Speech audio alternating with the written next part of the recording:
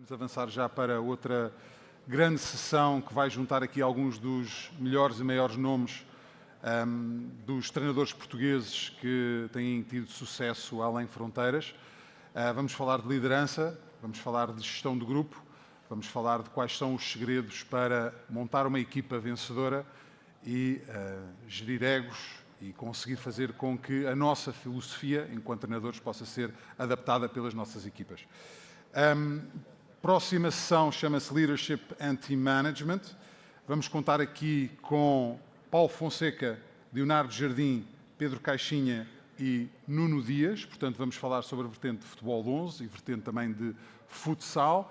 Ouvir aqui as histórias de homens que já tiveram a oportunidade de saborear muito sucesso, tanto em Portugal como no estrangeiro. Portanto, chamava agora os nossos convidados, mais o moderador Nuno Vieira também. Portanto, meus senhores, podem avançar para o palco.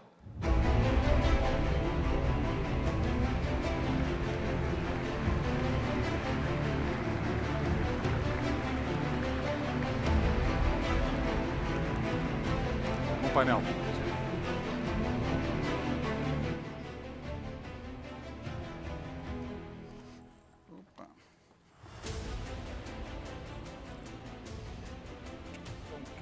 Mais um pequeno desconto de tempo antes de começarem, porque o Presidente da Federação Portuguesa de Futebol, Pedro Proença, gostaria de entregar agora algumas lembranças também para marcar a vossa participação aqui neste painel. Muito obrigado. Obrigado, eu. Vai trabalhar comigo um dia. Obrigado. Vai trabalhar comigo um dia. Obrigado. Muito obrigado. Este não quis trabalhar comigo. Obrigado.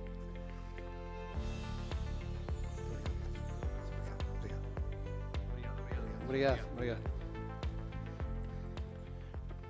Vamos lá deixar isto aqui.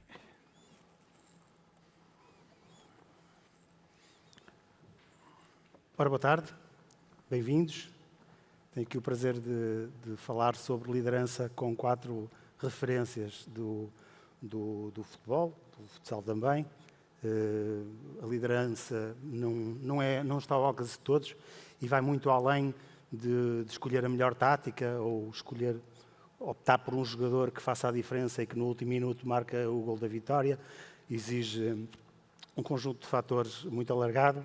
Os meus amigos sabem bem muito melhor do que eu, daquilo que estamos a falar. Uma gestão de recursos humanos, sim, muito exigente, sempre à procura da exigência máxima, do rendimento constante. Por vezes é muito difícil porque há determinadas barreiras culturais, determinadas barreiras a nível de egos, a nível de personalidades muito distintas, que obriga a uma exigência bastante grande e a uma abrangência de recursos que os líderes devem ter. Os meus amigos foram todos campeões, é importante assinalar isso, em diferentes contextos e por isso são pessoas credenciadas para nos falarem um bocadinho sobre aquilo que é a liderança, procurar ter sucesso no mais alto rendimento desportivo.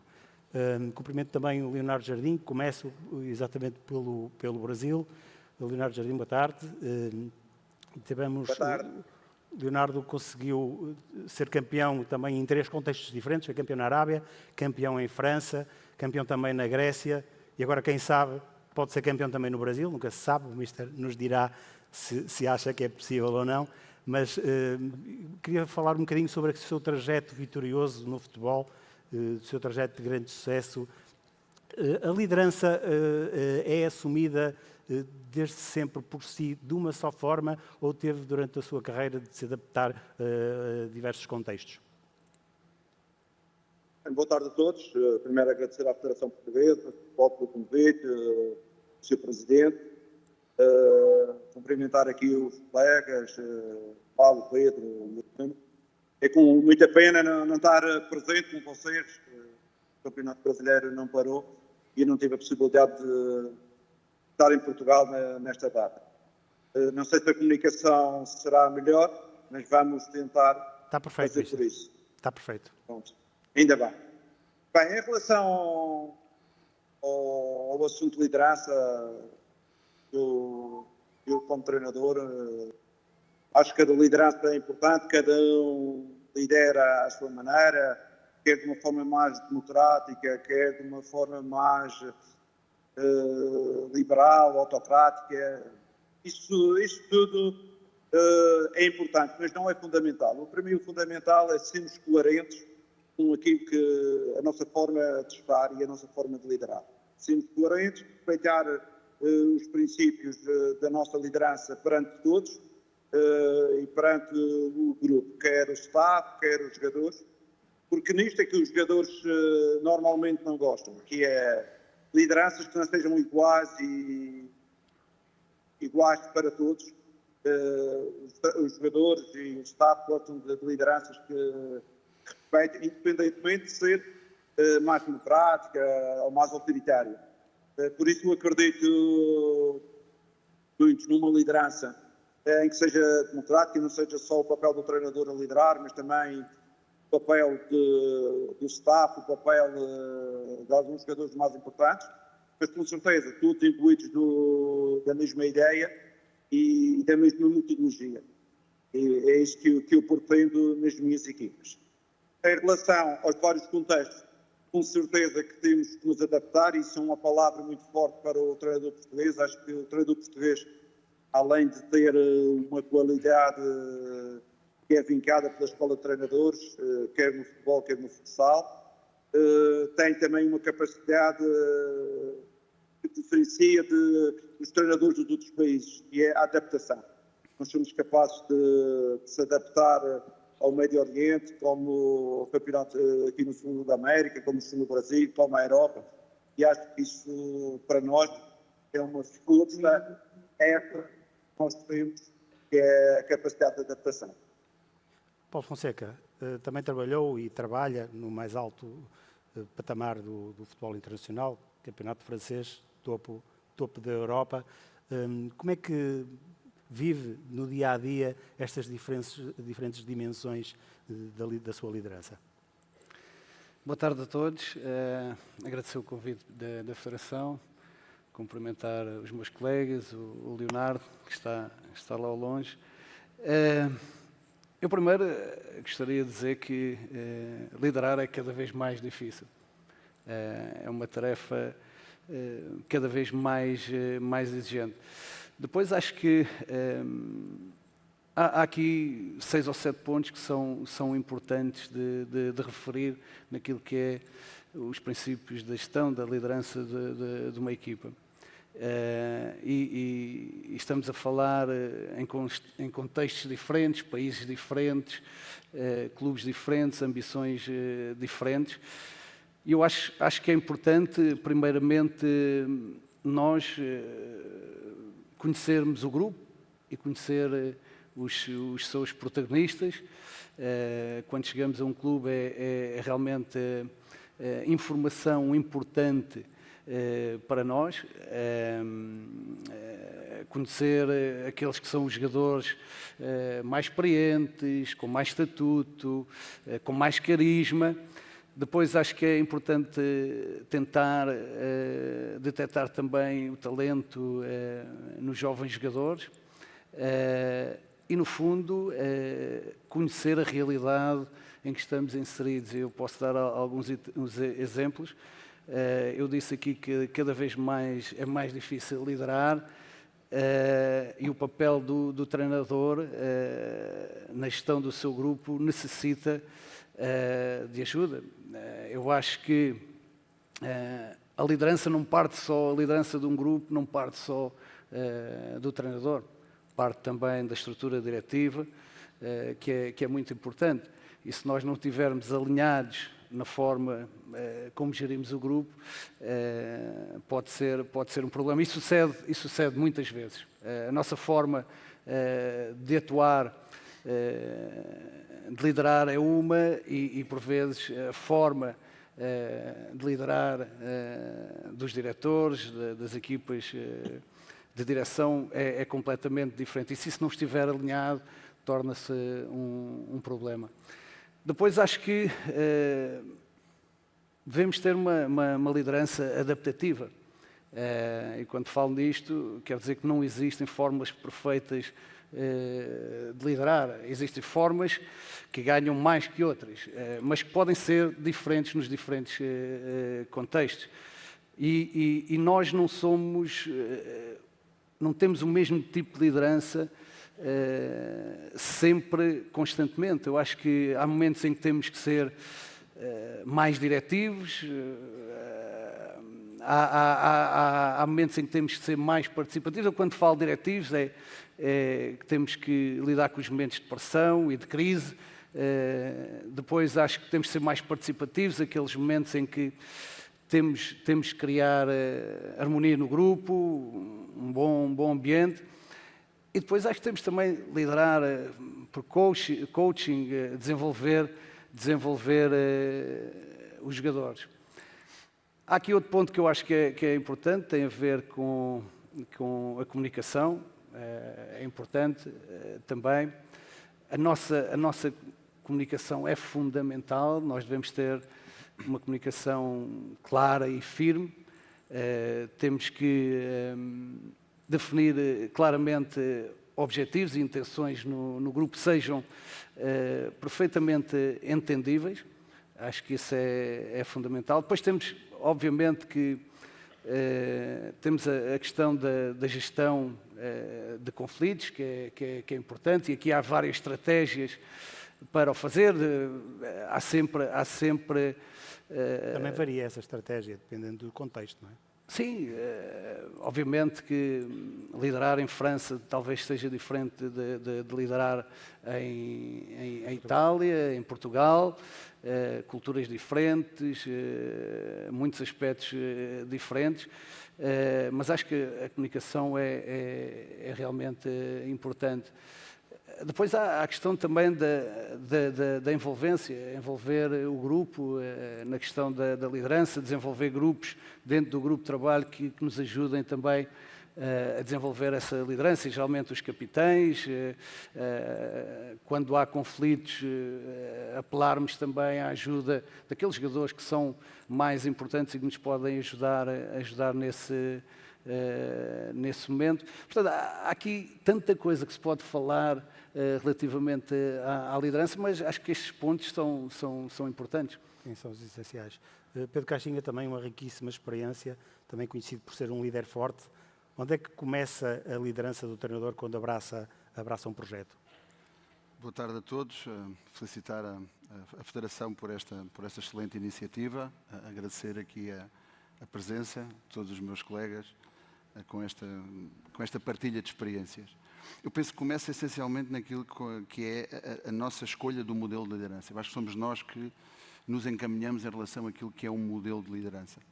Eu venho mais do meio académico, eu fui um jovem muito rebelde, pensava que liderar tinha muito a ver com a autoridade, com ser muito rígido na forma como tinha que dirigir os meus jogadores ou como liderava as minhas equipas, mas num determinado momento do meu percurso, e foi na universidade, onde eu tive modelos de referência muito, muito importantes que me fizeram ver as coisas de uma maneira totalmente diferente, eu tive que decidir qual era o meu caminho. E qual era o meu caminho em termos de um modelo de liderança. O que é que eu vou fazer em termos de um modelo de liderança? E aí entendi definir, e tenho vindo definindo e reorganizando ou reorientando ao longo do tempo, 3 pilares fundamentais. O primeiro é a visão e filosofia, ou seja, qual é a minha visão e filosofia, aquilo que todos nós temos como experiência de vida, aquilo que são as nossas vivências, aquilo que são os nossos princípios e valores, porque também a educação que temos em casa ao longo da vida é diferente em todos nós, e no fundo para que através do futebol eu possa servir a vida com essa visão e com essa filosofia. Depois é uma ideia, o segundo pilar, e aí já entramos naquilo que é o campo futebolístico, ou seja, quais são as minhas ideias futebolísticas que me permitem ser um treinador diferente de todos os demais como somos, ou seja, qual é a minha metodologia do treino e quais são os principais comportamentos de jogo que quero que as equipas tenham. E o último ponto é que nenhuma destas organizações, independentemente do estilo de liderança, da forma de liderança ou método de liderança, pode andar sozinha, são as pessoas. E, no fundo, as pessoas que nos ajudam a implementar aquilo que é a filosofia, aquilo que são as ideias, numa junção muito clara daqueles que já estão e que queremos que façam parte daquilo que é a nossa causa, com aqueles que chegam e juntar a tudo isto aquilo que é um espírito de missão. Eu acho que hoje ser treinador de uma equipa de futebol vai muito mais além daquilo que eram as 2 horas, ou chegar 1 hora antes do treino e sair quase a seguir. Sim, existe uma multidisciplinaridade e eu acho que o treinador é indiscutivelmente a peça central daquilo que é um projeto de uma equipa de futebol. Nós vemos como agentes de mudança, onde chegamos e temos autonomia e ao mesmo tempo responsabilidade para, de uma forma transversal, fomentar tudo aquilo que é a identidade do clube, mas também ao mesmo tempo a unidade. Então, desta forma, eu penso que é aquilo que eu tenho procurado refletir. O meu passado mais académico assim me obriga, a minha experiência de vida também, e depois ter esta transversalidade naquilo que o Paulo já tocou, na direção. Ou seja, em Portugal ainda existe muito esta história da direção, do presidente, do diretor desportivo, mas todos caminhamos muito mais por aquilo que são donos, Futebol, empresas, clube empresa. futebol empresa, o clube empresa, dirigindo-nos para as diferentes áreas. Todos nós começamos com o treinador adjunto, com o treinador de guarda-redes que vem mais tarde, depois o analista, depois agora que vem o Big Data, ou seja, tudo isso que nós temos que dominar, tudo isso que nós temos que interagir para criar também, na ajuda, e aí coincido totalmente com o Paulo, em termos daquilo que são criar novas lideranças, ou seja, ter co-lideranças, ter corresponsabilidade, ter co-gestão, e a forma como tudo isto se flui no tempo, no dia-a-dia, desde o primeiro dia até ao último que estamos no clube. Liderar também é uma palavra quase da família de Nuno Dias, a quantidade de títulos que conquistou nos últimos anos. Está muito habituado a liderar na classificação, mas estamos aqui para falar de liderar o grupo. Liderar um grupo tão vencedor também acarreta desafios, presumo que diários. Torna-se, se calhar, mais difícil em situações de gestão após um insucesso, dado que esse insucesso acontece raramente esse insucesso? Uma boa questão. Boa tarde a todos. Ao Paulo, ao Pedro, ao Leonardo, com quem já tive o prazer de estar num painel parecido com este. Com o Paulo e com o Pedro é a primeira vez e para mim é um privilégio estar com vocês. E este tema de liderança é de facto um tema extremamente interessante, porque todos falaram e cada um de nós tem sempre um ponto a acrescentar, algo mais a dizer sobre um tema que é tão abrangente e que cada vez nós sentimos que é muito importante. E antes de responder exatamente àquilo que perguntaste sobre o insucesso, e às vezes é difícil, felizmente não temos tido muito, temos tido alguns, mas cada vez temos tido poucos. E realmente nessa altura não é a melhor altura de nós sermos muito críticos e muito diretos, porque nessa altura, quando há insucesso, é quando os jogadores estão menos receptivos a ouvir-nos, porque estão mais preocupados em se desculpar daquilo que aconteceu desse insucesso. Há muito mais a preocupação deles de arranjar uma justificação para aquilo que não foi tão bem feito assim. E provavelmente, e eu escolho que essa não é uma boa altura de agir. Provavelmente no sucesso temos muito mais preocupação em atuar, porque nessa altura eles estão muito mais receptivos, porque estão felizes, estão contentes e ouvem muito mais aquilo que são as nossas sugestões, as nossas críticas, do que propriamente quando perdem e quando têm insucesso, porque estão mais preocupados em se desculpar daquilo que não fizeram tão bem e que tentam arranjar sempre algo para camuflar. Mas permite-me só aqui três situações. Eu estava a ouvir-vos, ouvi falar em adaptação, ouvi falar em contextos e ouvi falar em alguns erros que tiveram no passado. E de facto o treinador português, principalmente do futebol, no futsal, já se começa a ver em algum lado, mas no futebol é um caso excepcional. A quantidade de treinadores portugueses que por esse mundo fora vão tendo sucesso.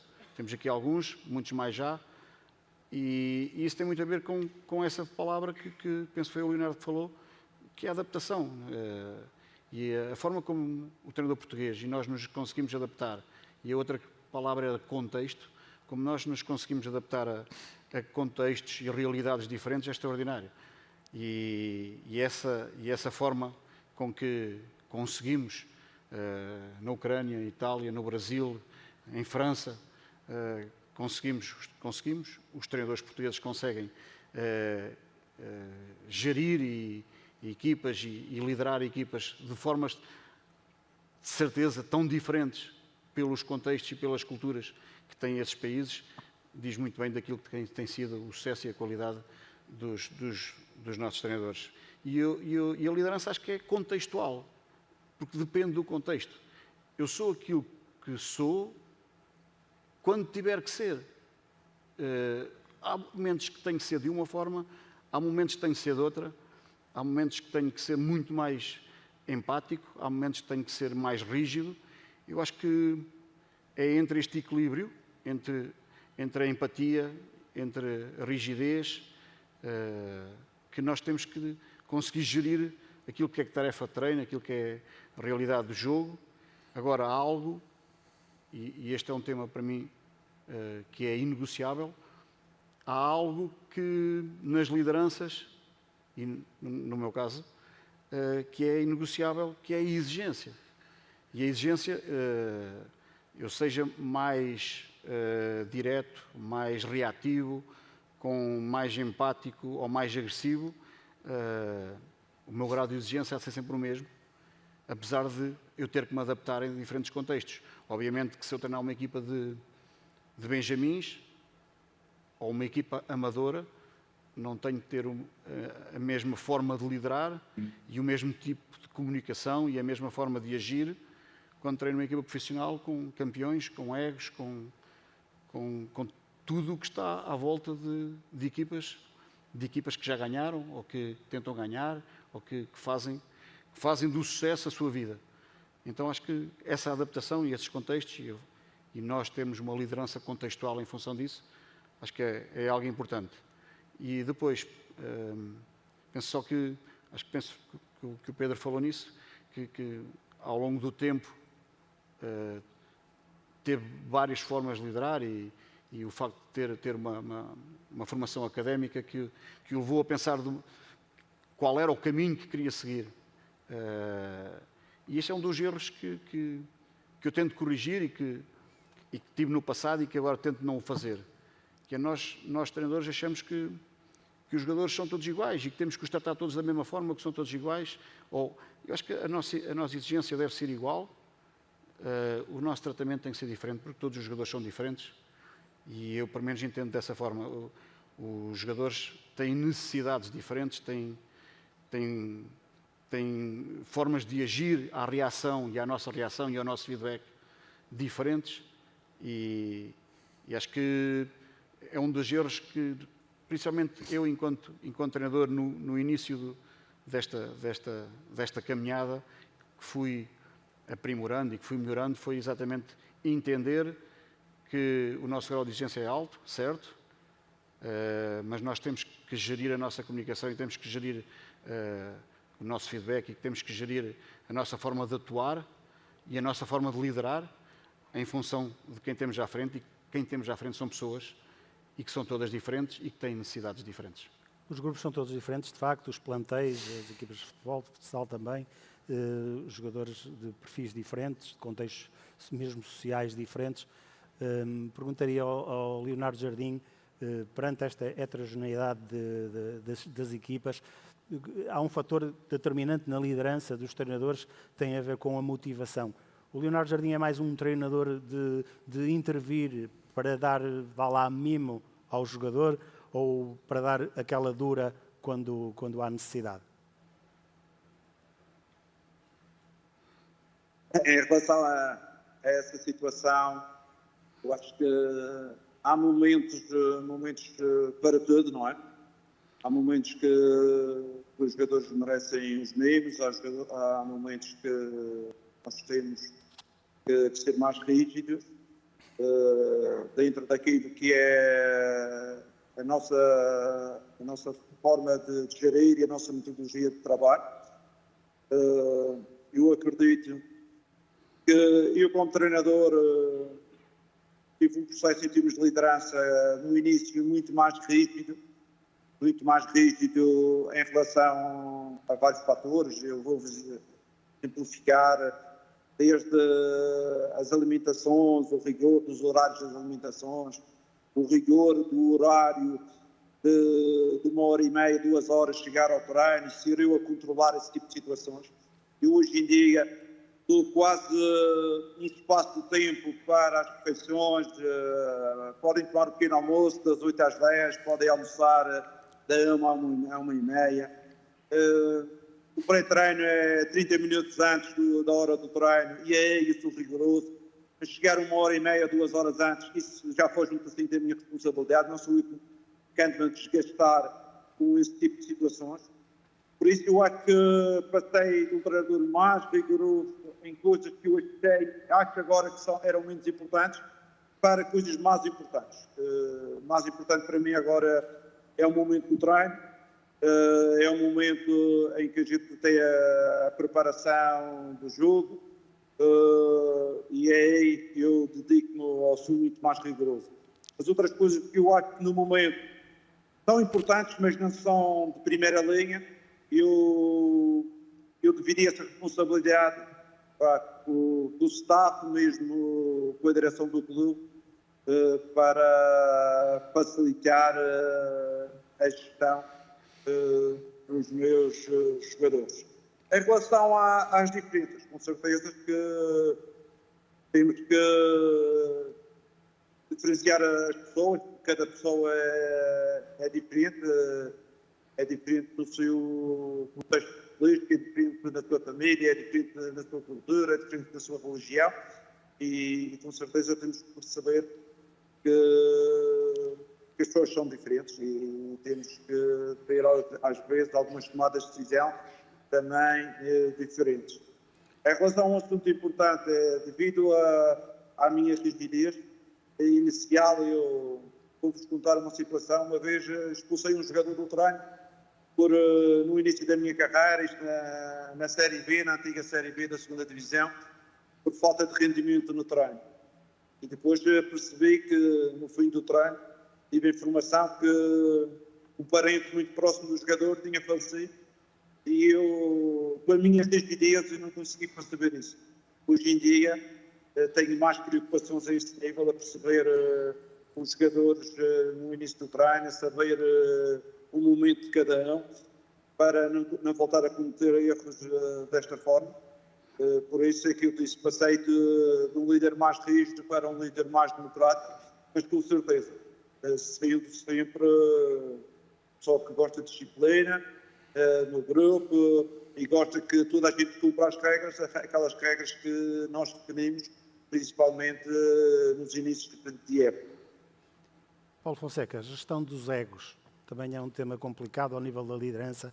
É uma das grandes dificuldades do treinador a este nível, fazer essa gestão de estatutos nos plantéis, uns mais, outros menos importantes. É uma barreira difícil, às vezes, de contornar? Sim. Se calhar é mais difícil, não? Se calhar é mais difícil. Deixe-me só regressar aqui um bocadinho aqui atrás. Falámos de gerir o insucesso. Estava aqui a pensar, gerir o sucesso também não é tarefa fácil. Também é difícil. Gerir após ganhar também é um desafio enorme. Primeiro porque o sucesso camufla um bocadinho aquilo que nós não fazemos tão bem, as nossas imperfeições. Acho que isso é claro. Depois, motivar aqueles que já ganharam também muito difícil, é um grande desafio. Temos que criar novas motivações, novos exercícios de treino, novas propostas táticas. Acho que também é extremamente difícil após o sucesso. Depois, no fundo, liderar de uma forma muito simples tem a ver com a nossa capacidade de influenciar. E há aqui uma coisa que eu acho que é fundamental, talvez é o pilar principal, que tem a ver com aquilo que nós propomos aos jogadores, aquilo que são as nossas ideias e fazê-los acreditar nelas. Isso é um grande facilitador na forma como nós gerimos os grupos. Quando eles acreditam, quando os fazemos acreditar, as coisas depois fluem de uma forma muito, muito mais simples. Voltando ao tema, há tanto para dizer sobre isso, mas obviamente que gerir os egos não é fácil. Hoje a sociedade mudou. Hoje é muito mais difícil criar conexões nos grupos de trabalho. Estes dias, por 2 dias, eu passo pelo balneário dos jogadores, do meu balneário até ao meu gabinete. Já não é a primeira vez, nem a segunda vez que estão 10 jogadores, todos eles agarrados ao telemóvel, ninguém fala com ninguém. Essa é realmente um grande desafio também que nós temos, é perceber o mundo atual, a sociedade em que vivemos e, obviamente, se calhar tentar criar mais laços, mais união, criar um pressuposto comum que eu acho que é importante. Depois acho que há outra coisa que é determinante. Hoje os jogadores são pequenas empresas,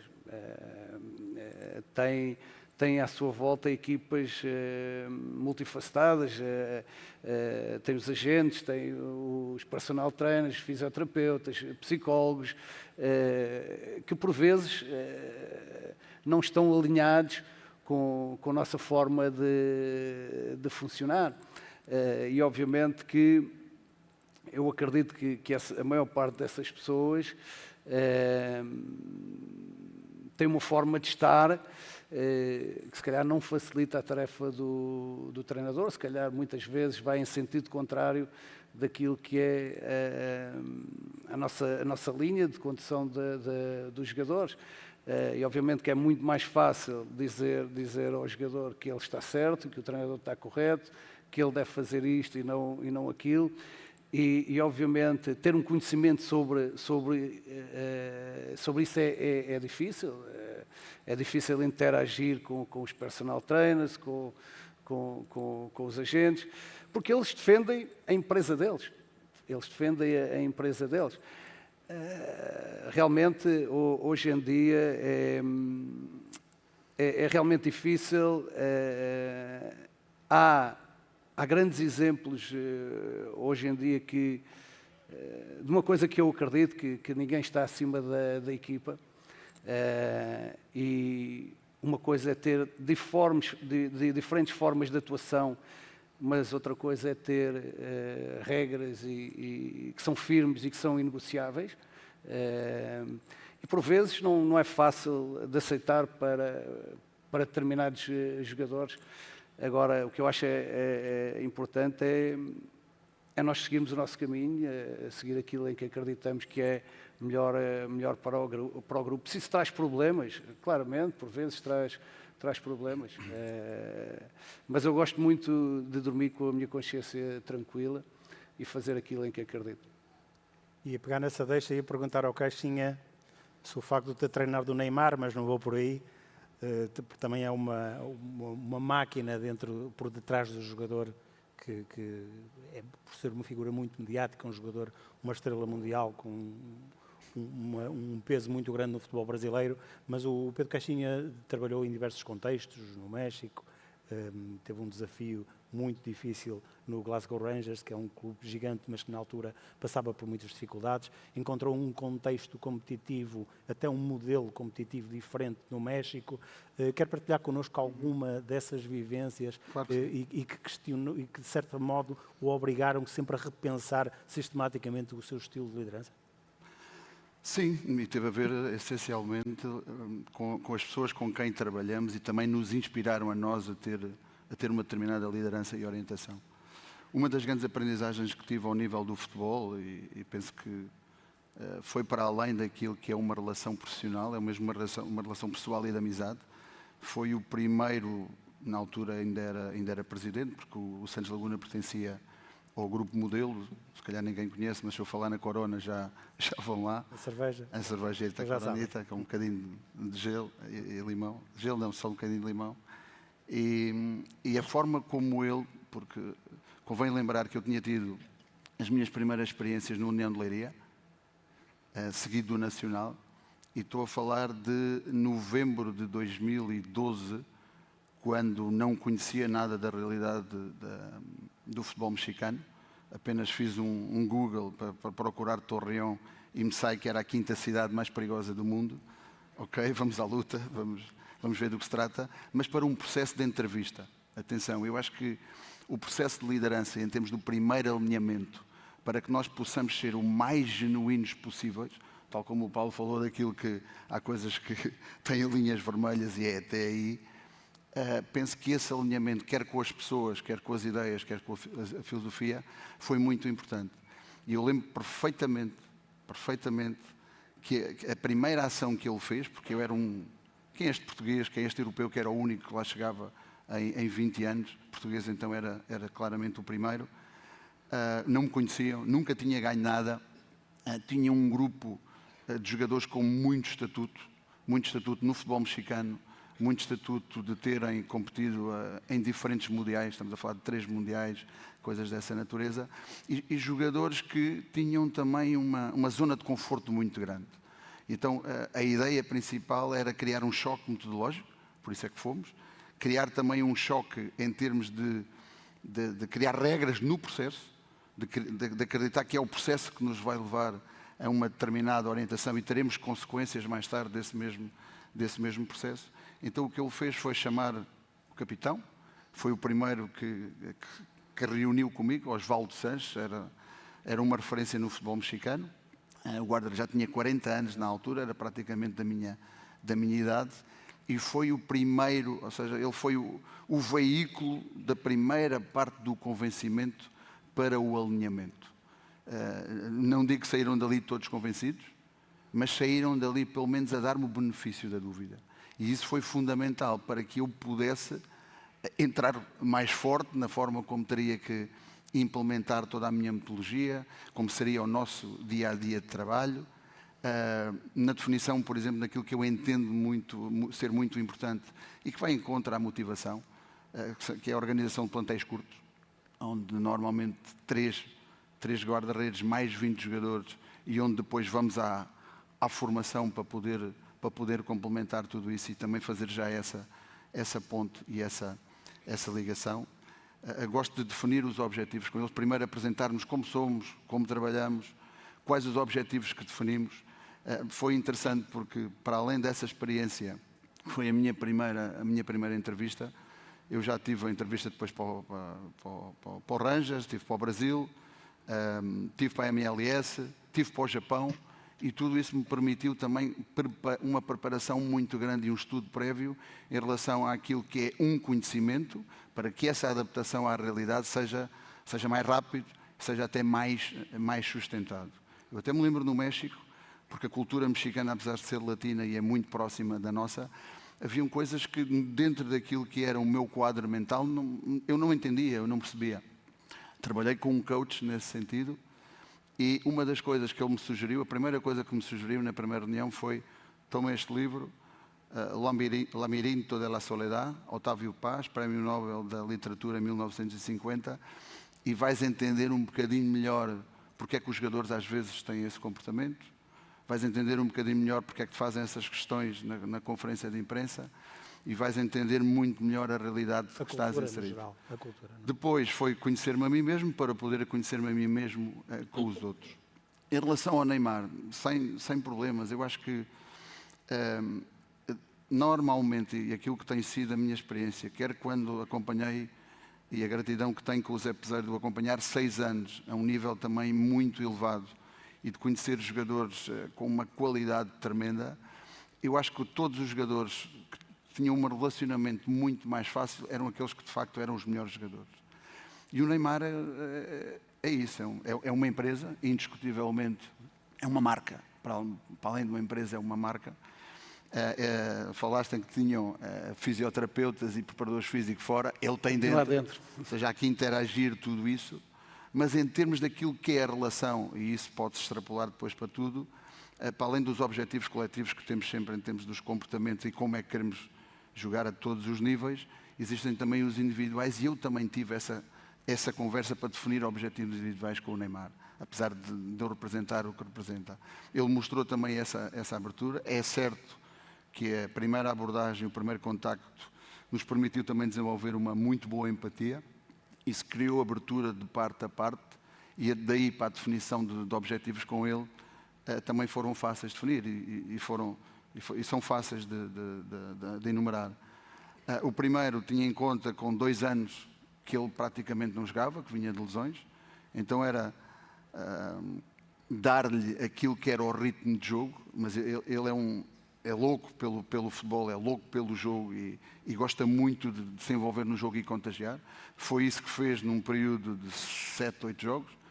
Como a máquina não tinha condições, obviamente entrou num processo de lesão. Esse era o primeiro ponto, dar-lhe o ritmo de jogo. Depois era dar-lhe uma preparação que pudesse ter uma regularidade de jogo e depois, tendo em conta também aquilo que é a densidade competitiva, dar-lhe aquilo que é o processo de recuperação entre cada um dos jogos, porque a densidade competitiva ali também é de facto muito alta. No Dias não tem essa experiência, quer dizer, teve uma passagem no estrangeiro, mas não tem essa experiência de ter de se moldar a diferentes culturas, mas por outro lado também recebe diversos jogadores de outras proveniências, jogadores estrangeiros.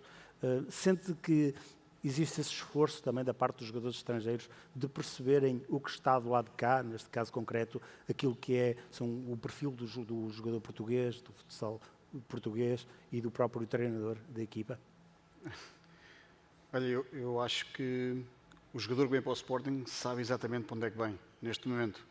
Não há nenhum jogador que venha do estrangeiro, e nós temos jogadores brasileiros, alguns naturalizados cazaco, um italiano, já tivemos russos, já tivemos espanhóis, mas eles sabem perfeitamente onde é que chegaram.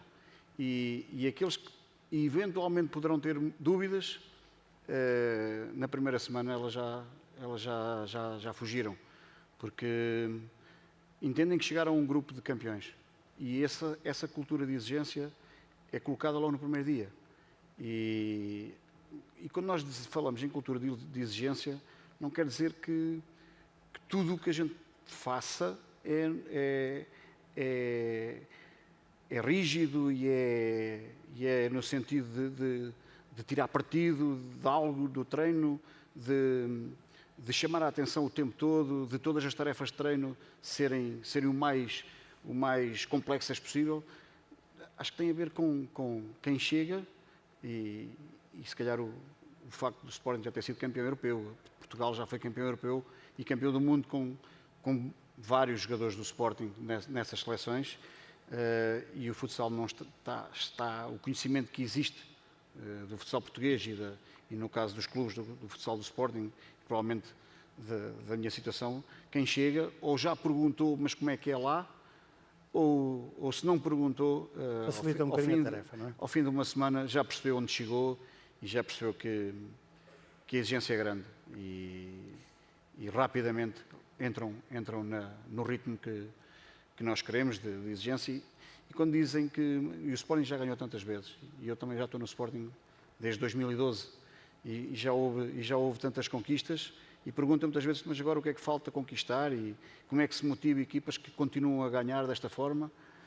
E a resposta é simples. Primeiro, quem entra sabe onde é que está a chegar, porque é assim a cultura e é assim o perfil que nós escolhemos dos atletas. E depois já há coisas que nós conquistamos que queremos repetir e queremos conquistar outra vez. E queremos conquistar muitas vezes. E há aquela pergunta muito básica que eu faço muitas vezes, que é quem foi o primeiro homem a chegar à Lua? E isso toda a gente vai conseguir responder. O segundo já ninguém sabe, se calhar. E nós queremos sempre o primeiro, para toda a gente se lembrar de nós e toda a gente saber que aqueles ficaram na história, porque aqueles foram os primeiros e foram eles que conseguiram fazer algo que nunca ninguém conseguiu fazer. E sempre que a gente conseguir conquistar algo mais, vamos ser aqueles que fomos os primeiros a pisar a Lua e que toda a gente se vai lembrar de nós. Os segundos, aqueles que fizerem a seguir a nós, vão ser apenas os segundos e nós devemos conseguir com esta cultura e com este tipo de motivações, fazer aquilo que nunca ninguém fez, continuar a bater recordes, ganhar mais, sofrer menos golos, todos aqueles pequenos objetivos que nós cultivamos diariamente, quem chega rapidamente percebe que esta é a nossa maneira de ser, essa é a maneira de estar e essa é a nossa forma de trabalhar. Já terminamos o nosso tempo, mas vamos ainda ao Brasil perguntar ao Leonardo Jardim. Uma das características aqui já faladas pelo Paulo tem a ver com a comunicação, que também é um ponto de liderança importante. E o Brasil, digamos, como dizem aí, a cobrança é muito grande. A cobrança não só da comunicação social, não é como nós aqui em Portugal somos muito grandes. Vocês, quando vão para o estrangeiro, é que percebem isso, mas a cobrança também existe muito da parte dos adeptos. Como é que sentiu necessidade dessa mudança? Foi uma mudança muito brusca que sentiu a nível da pressão da comunicação? Bem, eu depois de 3 anos e meio nos países do Golfo, vim para o Brasil e passei do 8 para o 80. Em relação à emoção. Eu acho que esta cobrança tem a ver simplesmente com a emoção do momento dos torcedores, dos jogadores, dos clubes. Isto é, ganhamos, fazemos uma festa que somos os melhores do mundo, mas depois de uma derrota existe uma crítica avassaladora e é isto que temos que saber pôr um pouco de fora do grupo de trabalho. Eu costumo dizer aos meus grupos e este grupo do Cruzeiro, nós vamos ser avaliados pelo processo de uma época desportiva, em que tem 38 jogos, uma taça que é a Copa do Brasil, e não vamos ser avaliados somente num jogo. Porque se fizermos essa avaliação somente num jogo, vamos passar de 3 em 3 dias num momento de euforia, num momento de tristeza. Não é isso que nós queremos. E aqui no Brasil, mais do que qualquer outro país, a França, Portugal, nos países do Golfo, existe esta emoção diária, para o bem e para o mal, em que o resultado é a coisa mais importante e o processo de uma equipa fica mais para segundo plano. O Caixinha também esteve aqui. Eu acho que o nosso discurso nunca pode ser direcionado para o processo a médio ou a longo prazo. Tem que ser para o imediato e o resultado é o mais importante. E por isso temos que procurar e dedicar todas as nossas forças nos resultados imediatos. Não é por acaso que a Liga já despediu 19 treinadores este ano no Brasileirão e é isto. Mas também eu vim para o Brasil também com esse motivo para viver um pouco a emoção do futebol brasileiro. No país do futebol. Muito bem, ficaríamos aqui mais algum tempo, mas terminou mesmo, o nosso tempo já cedemos, aliás. Resta-me agradecer a participação de todos, Leonardo Jardim à distância, Pedro Caixinha, Paulo Fonseca, Nuno Dias. Espero que vê-los em breve e continuação de muitos sucessos e que a vossa competência e liderança continuem a ser imagens de marca que catapultam o nome do país também por esse mundo fora. Muito obrigado. Obrigado. Obrigado. Já podemos ir direto, não?